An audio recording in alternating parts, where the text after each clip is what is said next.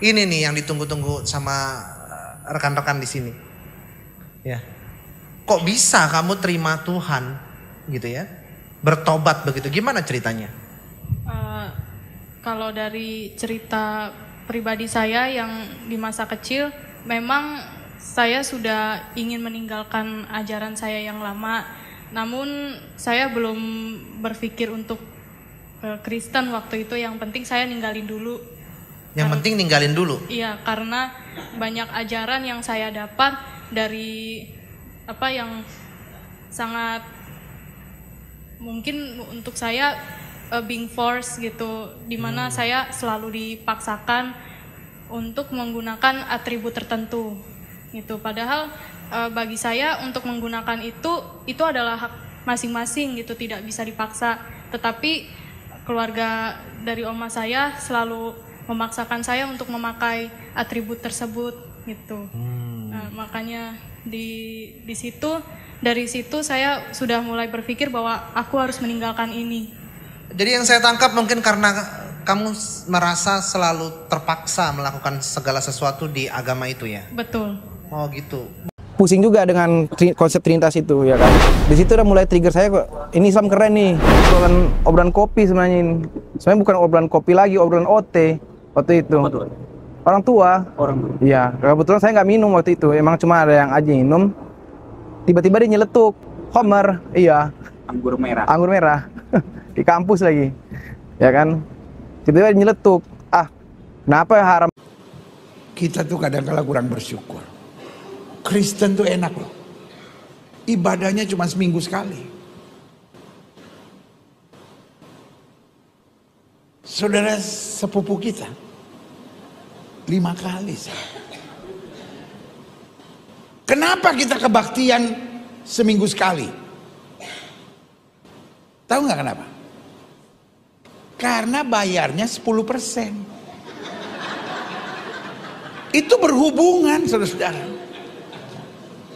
Makanya saya tidak pernah tertarik perdebatan tentang perpuluhan. Orang kalau nggak mau bayar perpuluhan nggak apa-apa. Semua hamba-hamba Tuhan yang bilang nggak usah bayar perpuluhan nggak apa-apa. Bayar 2,5. Nggak usah 10%, 2,5. Tapi sembayangnya 5 kali sehari. Iya dong, enak aja. Udah cuma 2,5 mau seminggu sekali. Beda kelas. Dari mana masuk gereja langsung masuk. Kita orang Islam diajarin bersih sebelum sembahyang, cuci semuanya. Saya bilang lu 2,5. Gue 10%, bukan berarti gue jorok. Disucikan oleh darah Yesus. Nggak usah tepok tangan. Coba lihat kan, mana ada mualaf pintar?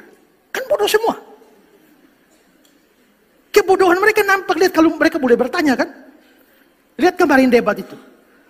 Mualaf, mantan pendeta, tidak tahu Maria Magdalena itu bukan ibu Yesus.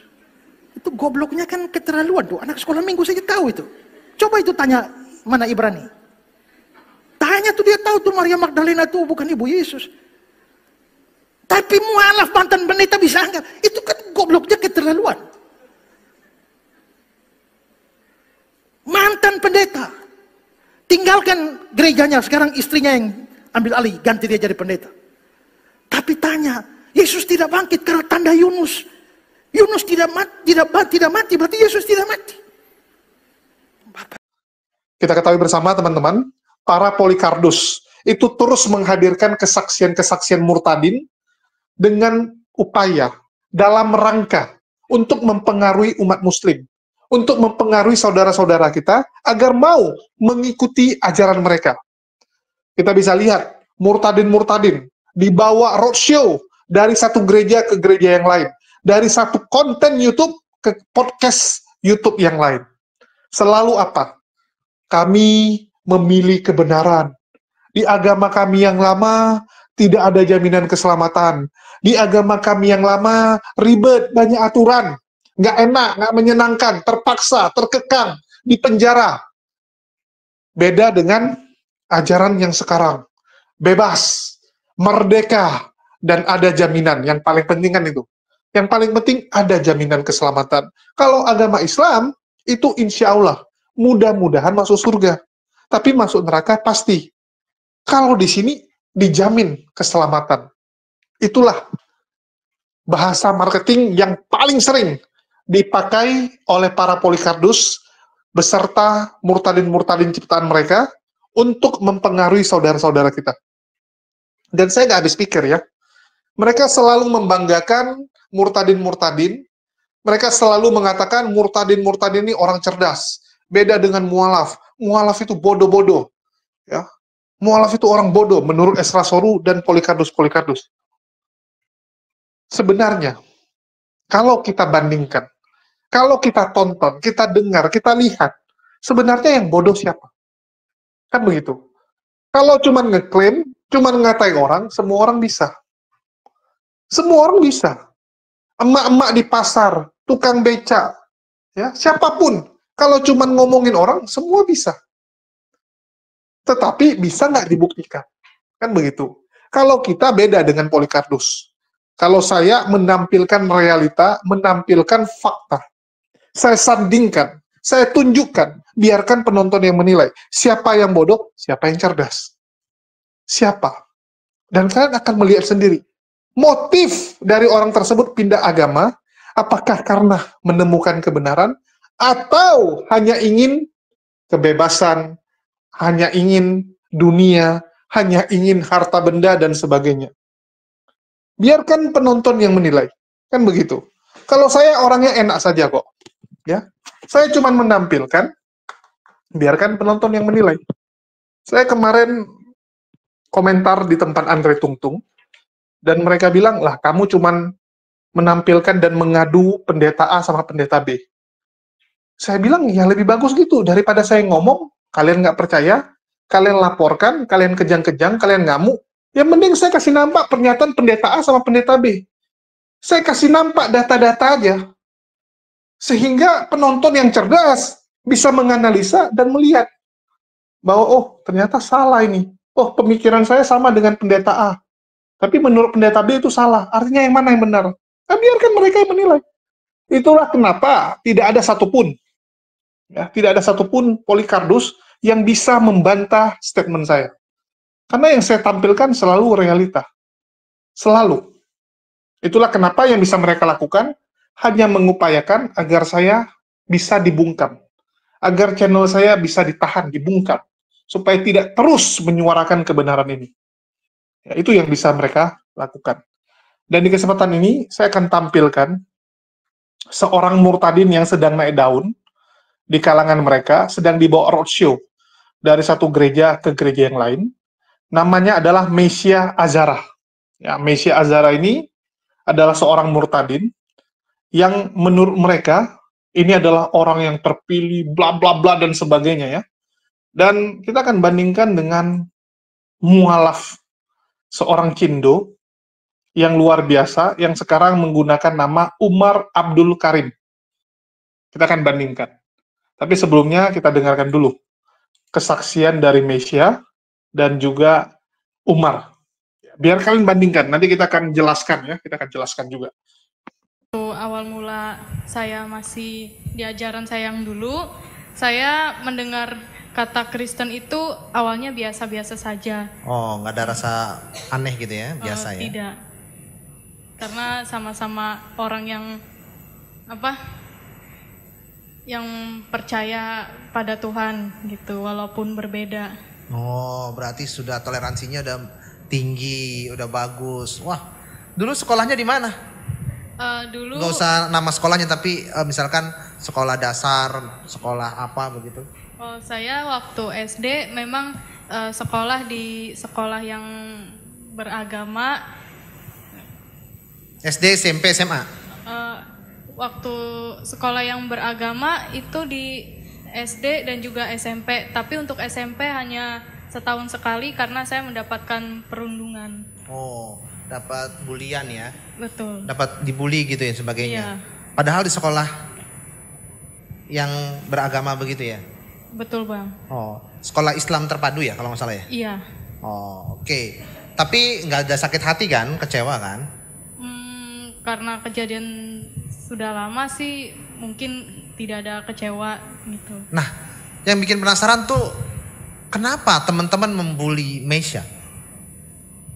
Saya awalnya tidak mengerti kenapa saya dibully, tapi yang saya ingat karena saya lumayan berbeda dari teman-teman Nah, saya. berbedanya itu apa ya? Karena- Alasan mereka membuli Meisha?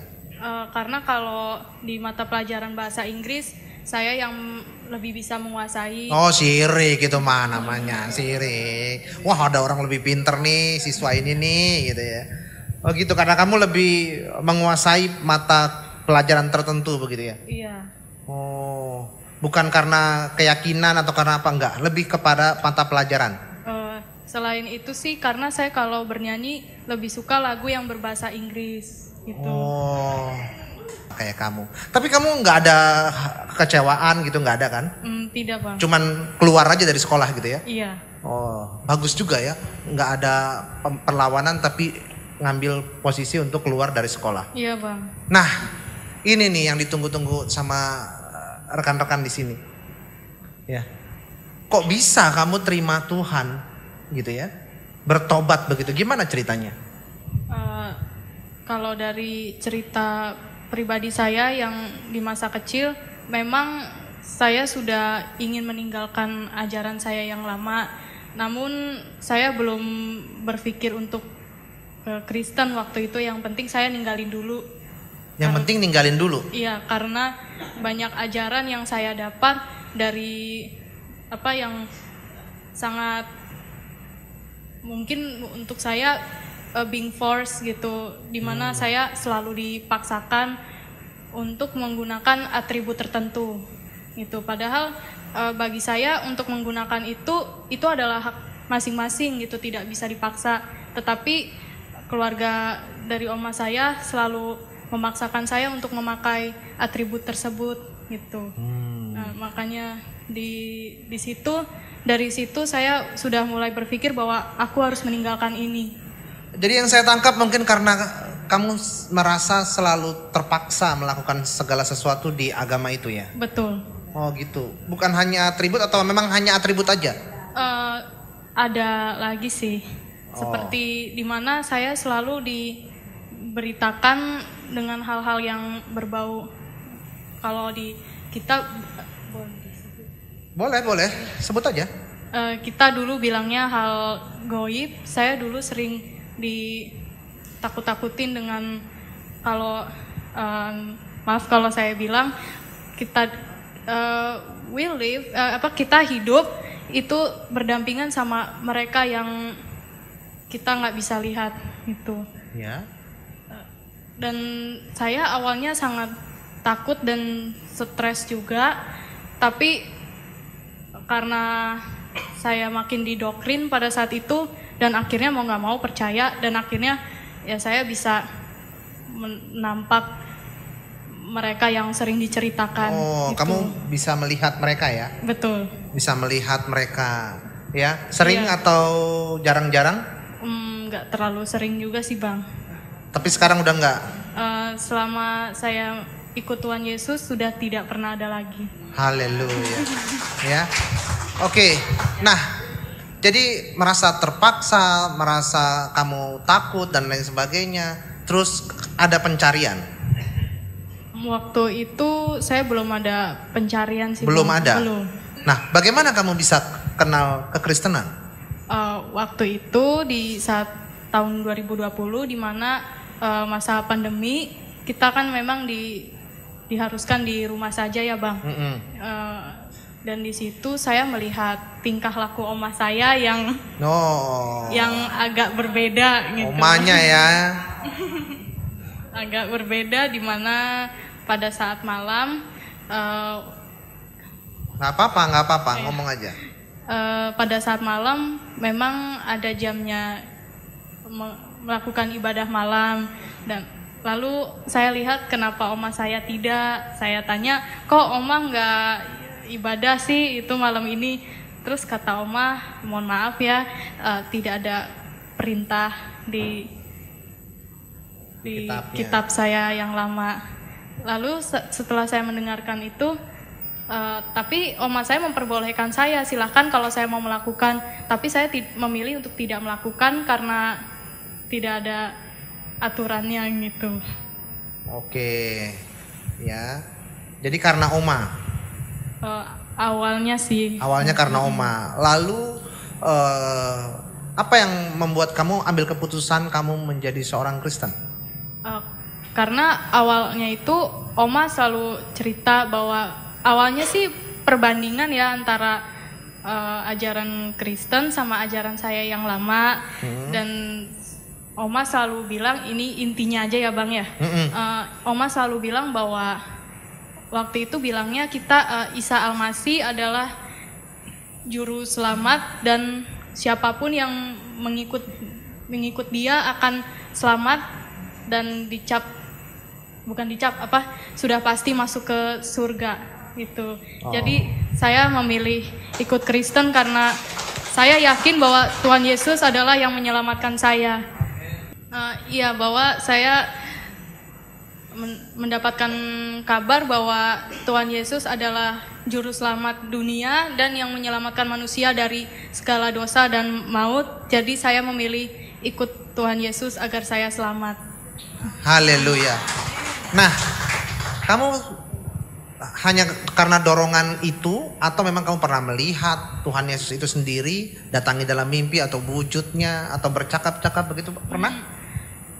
Waktu itu jujur ya, saya waktu masih di ajaran saya yang lama, saya pada saat SMA saya sekolah di homeschooling di Kak Seto yang dimana teman-teman saya ini beragam agamanya dan saya lebih banyak bergaul dengan teman saya yang beragama Kristen itu. Dan saya selalu mendengar cerita dari mereka kalau mereka selalu beribadah dan sharing-sharing tentang ajaran agama mereka. Dan saya waktu itu sempat tertarik karena agama mereka ini maksudnya Kristen itu ajarannya itu menyenangkan dan ibadahnya itu kayaknya seru gitu, nyanyi damai gitu ya, sukacita. Betul, gitu, dan saya tidak pernah mendengar dari mereka kalau mereka dipaksa oleh orang tuanya harus memakai atribut tertentu gitu. Hanya saya sendiri pada saat itu. Berarti kamu butuh yang namanya kebebasan. Betul, pada saat itu. Sebelumnya kamu terpenjara oleh aturan, terpenjara oleh mungkin syariat, akidah dan lain sebagainya. Nah, terus kamu memilih Tuhan Yesus sebagai Tuhan dan Juru Selamat.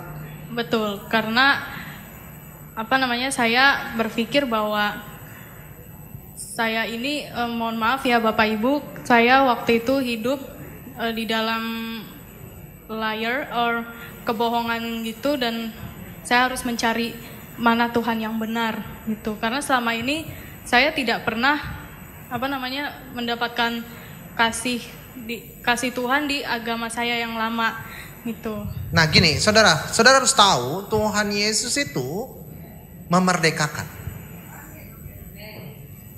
Ketika Mesya Az-Zahra ini memilih Yesus Kristus, Isa Al-Masih sebagai Tuhan dan Juru Selamat, maka dia sudah merdeka. Ya, merdeka dari keterikatan, merdeka dari syariat, merdeka dari ikatan belenggu liturgi, keagamaan dan sebagainya. Maka saya bersyukur Mesya Az-Zahra bisa menerima Yesus sebagai Tuhan dan Juru Selamat. Amin. Nah, Mesya, ada nggak sesuatu yang kamu lihat ya, yang kamu lihat di dalam kekristenan yang kamu nggak fokus di situ, tapi hanya fokus kepada Tuhan? Karena jujur aja, orang Kristen juga banyak yang kita nggak bisa jadikan contoh, ya kan? Tapi hanya Tuhan Yesus yang bisa kita jadikan contoh. Warahmatullahi wabarakatuh. Asyhadu an la ilaha illallah, asyhadu anna Muhammad Rasulullah. Assalatu wassalamu ala Rasulillah. Perkenalkan, nama saya Kisko Puluhan. Nama Islam saya Umar Abdul Karim. Nama Umar ini diambil karena nonton film juga. Film Umar, betul. Nah, jadi inspirasinya dari situ. Pekerjaan saya setiap hari sih ya kantoran aja di satu wilayah Jakarta Utara. Malamnya insya Allah kalau ada waktu ngajarin ngaji anak-anak di TPQ gitu. Kalaupun misalnya gak ada waktunya, kegiatan remaja. Itu aja sih paling. Kalau misalnya bisa dibilang itu waktu 2019 awal, ini obrolan kopi sebenarnya ini. Sebenarnya bukan obrolan kopi lagi, obrolan OT waktu itu. Orang tua. Iya, kebetulan saya nggak minum waktu itu. Emang cuma ada yang aja minum. Tiba-tiba dia nyeletuk. Orang tua tuh Homer, iya. anggur merah. Anggur merah. Di kampus lagi. Ya kan? Tiba-tiba dia nyeletuk. Ah, kenapa haram makan babi? Ini aja nggak apa-apa yang minum.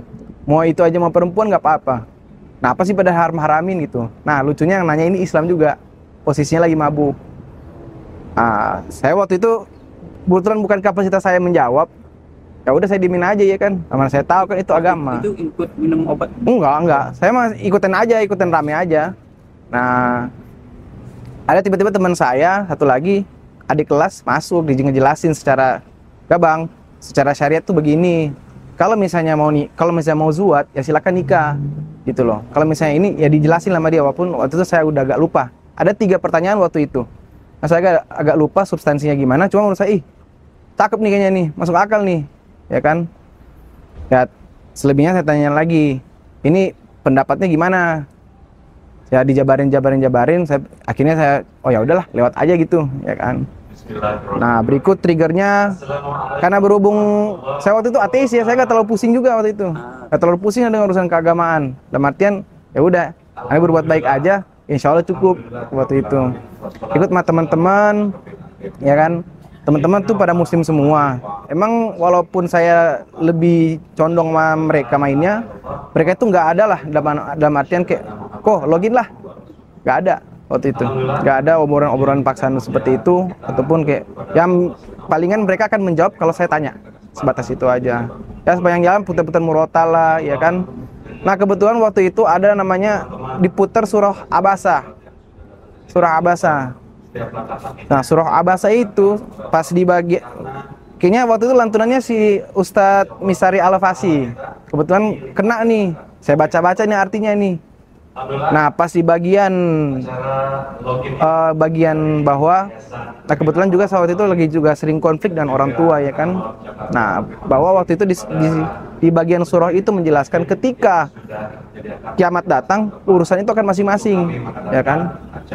Anak, saudara, ibu, ayah itu semua akan ditinggalkan karena semua pasti akan sibuk dengan amalan masing-masing waktu itu. Saya bilang, cakep nih buat ngelawan orang tua nih, ya kan.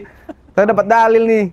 Ya, cuma ya saya damatin tidak menjadikan itu jadi dalil lah untuk lawan orang tua akhirnya.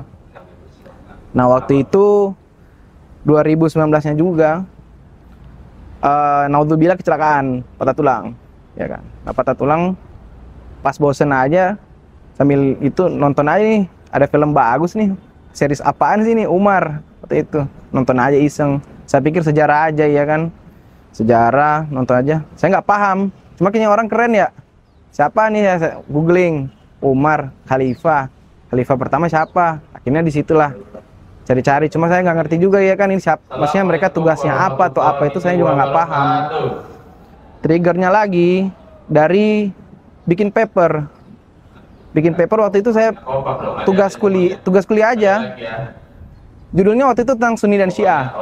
Dengan tujuan saya ingin kayak, kenapa sih ini Syiah di Indonesia ini terlalu di framing, nggak bagus. Saya pengen kayak Syiah ini bisa dapat keadilan yang sama lah gitu loh. Walaupun Sunni mayoritas, Syiah ini bisa dapat tempat yang sama gitu loh. Karena kan kita menunjukin keberadaan yang sama, ya kan, agamanya sama. Oke, dari paper itu niatnya saya nih, oh Syiah nih bagus kayaknya diangkat, ya kan. Cuma tetap niatan saya itu akademis. Mau nggak mau saya harus riset. Sunni itu apa, Syiah itu apa, ya kan. Mau nggak mau saya harus riset. Nah, setelah selesai dari tugas itu, iseng-iseng saya pengen tanya teman saya. Ajakin saya ke ini dong, Islamic Center yang Syiah yang di Pejaten waktu itu. Kebetulan saya nggak tahu teman saya itu Lipia. Kenapa emang mau ke situ? Kagak, pengen belajar aja Islam. Ya kenapa harus ke situ? Itu kan masih Syiah, sama aja lah. Akhirnya jelasin lah sama dia. Ya nggak kayak gitu kok, katanya. Dijelasin panjang lebar, bilang, nggak masuk nih. Ini apaan sih gitu loh, kenapa udah ada pembagi. Saya pikir ya udahlah, buat tugas doang, penasaran doang, ya udah, akhirnya online aja. Nah, setelah dari itu Covid 2020, bosan, iseng aja sama kongkrongan sama temen, ya kan. belajar bahasa Arab yuk. Ayo kok, beneran deh, iya. Ngomong sama Ustadz, Ustadz ada yang mau belajar nih bahasa Arab, sekalian kita. Dia Kristen atau apa Muslim? Dia Kristen katanya Pak. Kristen apa? Masuk Islam aja dulu katanya. Saya mikir, lah, saya kan cuma pengen belajar doang gitu loh, gak ada niat untuk maksudnya mau masuk Islam. Ngapain juga iya kan? Saya maksudnya mikirnya kayak ngapain juga nih. Akhirnya setelah entah teman-teman saya juga itu nggak ada yang kayak udah kok masuk aja lah kok gitu loh sekalian gitu loh, enggak. Akhirnya saya iseng aja nih, kalaupun misalnya saya mau masuk, saya udah kalkulasi dulu apa yang saya dapat, apa yang harus saya buang. Kalau misalnya keluarga ya udahlah, risk dan resiko itu. Dalam artian mau di ngomongin apa, ini kan resiko yang saya ambil. Kalaupun misalnya apa yang terjadi dengan saya harus tanggung jawab sendiri, itu aja. Nah, yang kedua materinya nih, ya kan. Resikonya saya udah hitung nih, orang tua nggak kasih duit lah apa segala macam. Oh, ya udahlah. Nah, akhirnya setelah saya riset sendiri, Islam itu seperti apa dan segala macam. Walaupun dalam artian belum sepenuhnya yakin. Waktu itu belum sepenuhnya yakin. Ya udah deh, syahadat aja dah. Nah, akhirnya tanggal 20 Juni 2020, 18 Juni maaf, 2020 ngambil syahadat di, sekarang udah jadi, alhamdulillah udah jadi Masjid Al-Makmur Kebon Kacang bersama Ustadz Hidayatullah. Nah, Ustadz Hidayatullah yang sampai sekarang masih ngaji sama beliau tiap subuh itu ngajinya. Dari awal sampai sekarang beliau tutup saya. Kira-kira seperti itu. Yang paling mengesankan dalam Islam itu apa menurut Antum? Paling mengesankan itu semuanya apa ya? Belajar hukum fikihnya itu. Saya dalam artian satu, di semua aspek hidup dapat gitu loh. Dari hal yang paling terkecil, dari mau masuk toilet, mohon maaf, dan dari berhubungan dengan hal yang ibadah, itu menarik untuk dibahas menurut saya gitu loh. Maksudnya belajar hukumnya lah, apa segala macam, terlepas dari amalan-amalannya ya.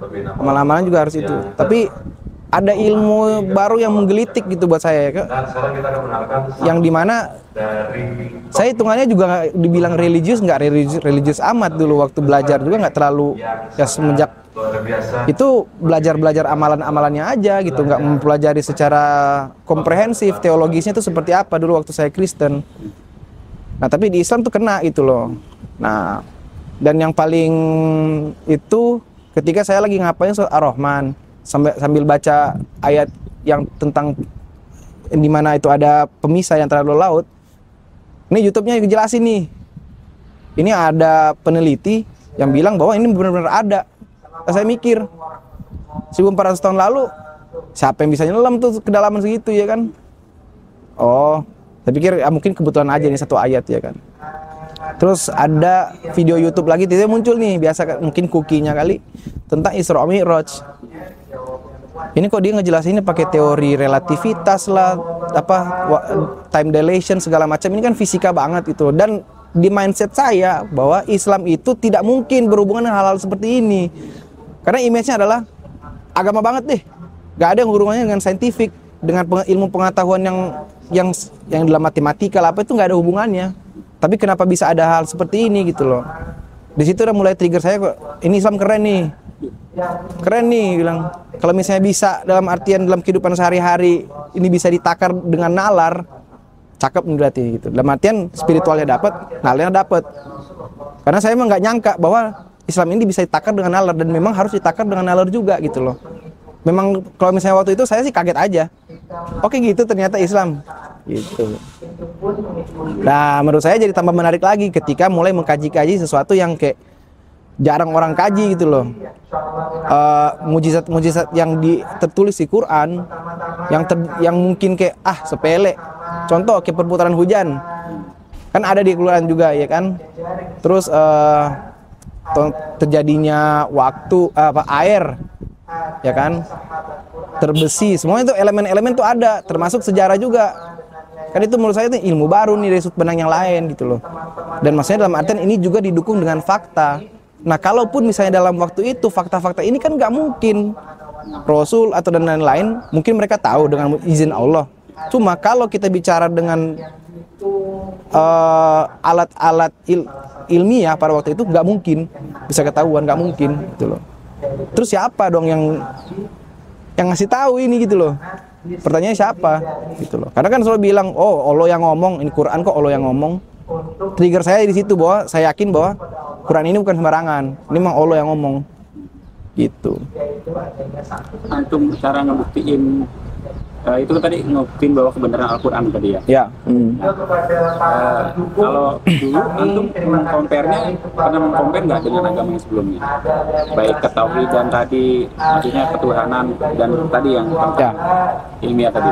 Saya sebenarnya hitungannya loncat ya, dulu dari Kristen terus masuk Buddha, kelenteng, ya, ikut kelenteng.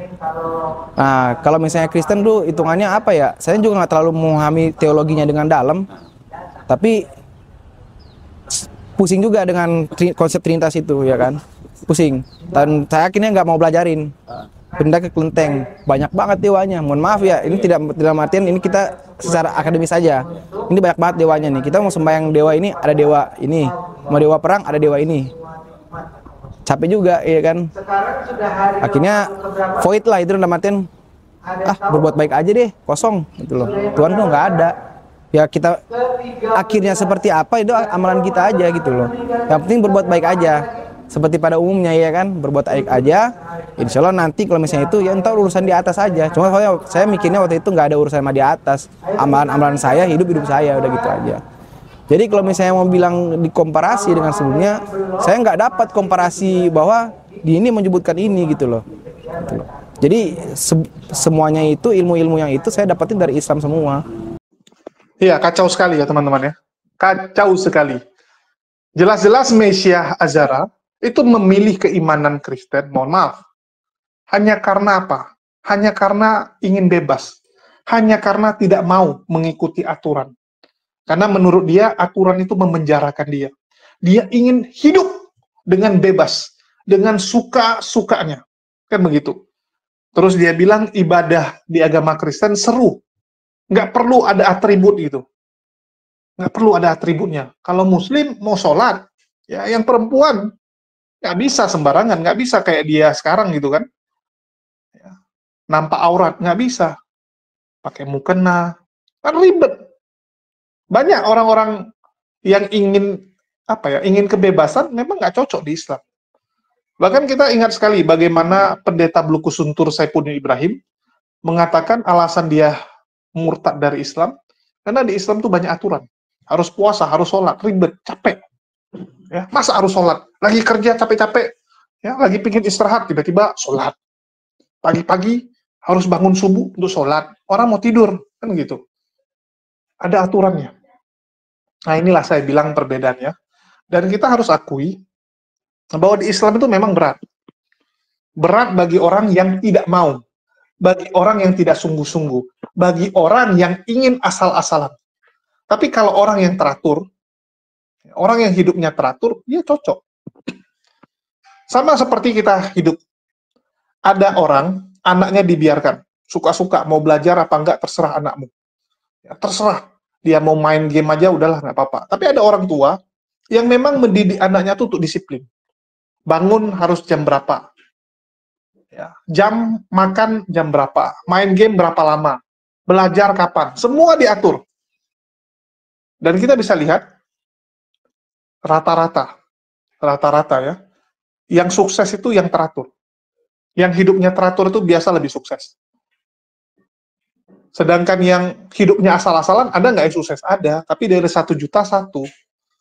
Ya, dari 1 juta orang mungkin cuma 1-2. Karena hidup teratur itu membuktikan bahwa Anda itu adalah orang yang disiplin dan bisa dipercaya. Bagaimana mungkin Anda bisa sukses, Anda bisa meraih sesuatu kalau hidup Anda berantakan? Jam tidur berantakan, jam makan berantakan, dikasih tanggung jawab, nggak pernah dibereskan, ajak meeting jam 1, datangnya jam 4, mau ketemu orang jam 2, datangnya jam 3. Orang juga malas yang gituan. Orang yang hidup asal-asalan, itu berat, teman-teman. Berat. Jadi memang kalau orang ingin hidup ada asal-asalan, ya di luar Islam. Di luar, itu faktanya.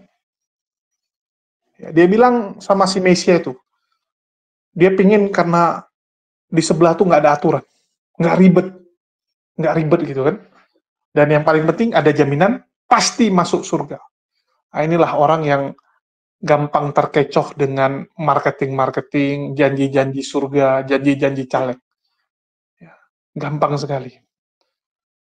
Nggak pernah merenungkan gini. Sesuatu yang manis, sesuatu yang indah, pasti butuh perjuangan. Butuh perjuangan. Kenapa di Islam perjuangannya berat? Karena hadiahnya surga. Surga yang indah. Yang benaran indah gitu. Surganya umat muslim. Segala kenikmatan yang bisa kamu pikirkan itu ada. Kalau di sebelah, memang di gerbangnya tulis surga. Tapi isinya perang naga. Isinya perang naga. Isinya suruh kamu nyanyi-nyanyi non-stop. Itu teman-teman sebelah yang ngomong ya, bukan saya. Jadi memang sama-sama label depannya surga. Tapi isinya beda. Kok bisa gitu? Ya beda lah teman-teman. Perjuangannya beda. Sedangkan kita di dunia aja, biasanya kalau yang gampang-gampang itu hadiahnya tisu teman-teman. Hadiahnya cuma tisu. Kipas angin pun nggak dapat. Kalau teman-teman bilang, oh yang gampang-gampang hadiahnya kipas angin. Enggak teman-teman, kipas angin pun udah nggak dapat. Cuma dapat tisu itu yang gampang-gampang.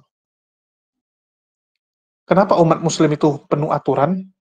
Ya karena manusia itu kalau nggak ada aturan dia akan liar. Akan liar, akan barbar. Contoh nih umat muslim. Menikah harus wanita dan pria. Kalau sebelah ada nggak aturan? Nggak ada teman-teman. Sebenarnya nggak ada aturan. Makanan ada yang diatur. Usaha diatur. Semua diatur. Kenapa? Supaya kita jangan kayak binatang. Nikah sesama jenis. Ya kan gitu. Nikah sesama jenis. Terus belum lagi kumpul kebo. Sembarangan. Colok sana, colok sini. Kan gitu kan. Ngetes sana, ngetes sini. Bisnis yang haram hajar. Ya, makanan udah kasih formalin. Yang penting banyak untung. Supaya cepat kaya udah sembarangan. Daging tikus dimasukin. Semua dimasukin. Ya, di blender, nggak apa-apa, campur. Yang penting rasanya enak. Cepat kaya. Karena sibuk dengan dunia. Akhirnya apa? Saling mencelakai. Si A mencelakai B, B mencelakai si C. Saling mencelakai. Kenapa? Karena barbar. Ya, itu yang terjadi, teman-teman. Dan ya, kalian bandingkan dengan mualaf dari Umar ini beda ya. Yang satu kenapa memilih Islam? Karena dulu waktu di agama yang lama, dia mabuk-mabukan, dia hidup nggak ada aturan. Begitu dia lihat Islam ada syariat, ada aturan, dia tertarik. Orang yang hidupnya nggak bisa teratur, mereka akan mencari agama yang bisa mengatur. Agama yang bisa membimbing dia menjadi manusia lebih baik. Kalau yang sebelah, ya mereka ingin bebas. Itulah murtadin itu kan orang-orang yang ingin bebas, seperti kesaksian tadi. Dia merasa, loh, masa ibadah aja harus cuci tangan kan gitu. Kalau Gilbert bilang, aduh repot, mau cuci tangan harus bersih-bersih dulu. Ya. Terus naik turun, harus lipat kaki. Nggak enak, susah. Enakan sebelah, nyanyi aja. Seperti si Mesia bilang kan, ibadahnya enak, fun, menyenangkan, nyanyi. Orang suka nyanyi. Walaupun banyak orang suaranya cempreng, dia tetap suka nyanyi. Entah kenapa. Coba tanya orang, suka nyanyi nggak? Semua suka. Cuman ada yang malu aja. Ada yang disuruh nyanyi nggak mau, kenapa? Malu di depan umum. Tapi di toilet nyanyi dia. Ya. Nyanyi. Ya kalau yang seperti itu kan duniawi, teman-teman. Ya, duniawi sekali. Dan kita bisa lihat bahwa itu yang diincar sama mereka. Itu yang diincar oleh mereka. Dan sekali lagi, ya terserah sih. Kalau saya sih, itu pilihan. Ya, tapi di sini saya tunjukkan sebagai perbandingan, biar kalian sendiri yang menilai agama mana yang benar. Kalian yang nilai sendiri. Oke? Ya, itu aja sih yang bisa saya tampilkan. Makasih buat teman-teman semua yang udah nyimak, dan yang sudah merenungkan, yang sudah melihat, yang sudah membandingkan sendiri, dan kalau yang paling penting ya, kalian pikirkanlah. Kalian pikirkan mana yang benar, mana yang salah. Kalau saya cuma bagian menyuguhkan, menampilkan saja. Sekian dari saya. Makasih buat teman-teman semua yang udah nyimak dan mendukung channel ini. Makasih buat semuanya. Di akhir kata saya ucapkan wassalamualaikum warahmatullahi wabarakatuh. Sampai jumpa di lain kesempatan.